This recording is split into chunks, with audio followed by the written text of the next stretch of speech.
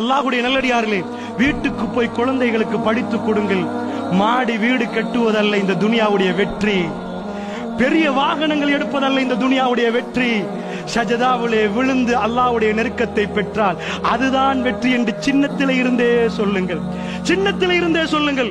அல்லாஹ்வுடைய வேத வசனத்தை ஓதுவதற்கும் படிப்பதற்கும் முடியும் என்றால் நான் கேட்கிறேன், உங்க குழந்தைய என்னுடைய பிள்ளை உட்பட நாம எல்லாம் என்ன நினைச்சிருப்போம்? பிள்ளைய பெத்தெடுத்தோட இந்த பொசிஷன், அந்த பொசிஷன், இந்த டிகிரி, அது இந்த மெடிக்கல் காலேஜ், அது இயல்பு. அல்லாஹ்வுடைய நல்லடியார்களே, ரசூலுல்லாஹ் என்ன சொன்னார்? அதாவது ஹைருக்கும் மன் தஅல்லமல் குர்ஆன் வ அல்லம, உங்களில் சிறந்தவர் யார் தெரியுமா? குர்ஆனை படித்து பிறருக்கு படித்து கொடுப்பவர்.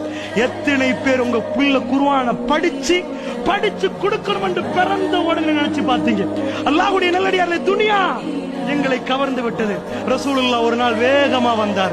ஜலச ரசூலுல்லாஹி ஸல்லல்லாஹு அலைஹி வஸல்லம் அலல் மிம்பர், மிம்பர்ல ரசூலுல்லாஹ் உட்கார்ந்தார்கள். வஜலஸ்னா ஹவுலஹு, நாங்கள் ரசூலுல்லாஹ்வுக்கு சூழ உட்கார்ந்து கொண்டோம். ரசூலுல்லாஹ் ஒரு சின்ன உரை நிகழ்த்தினார்கள்.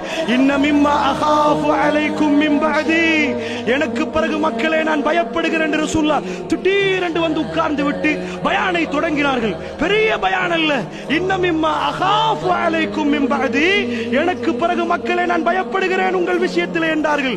என்ன அல்லாஹ் ரப்புல் ஆலமீன்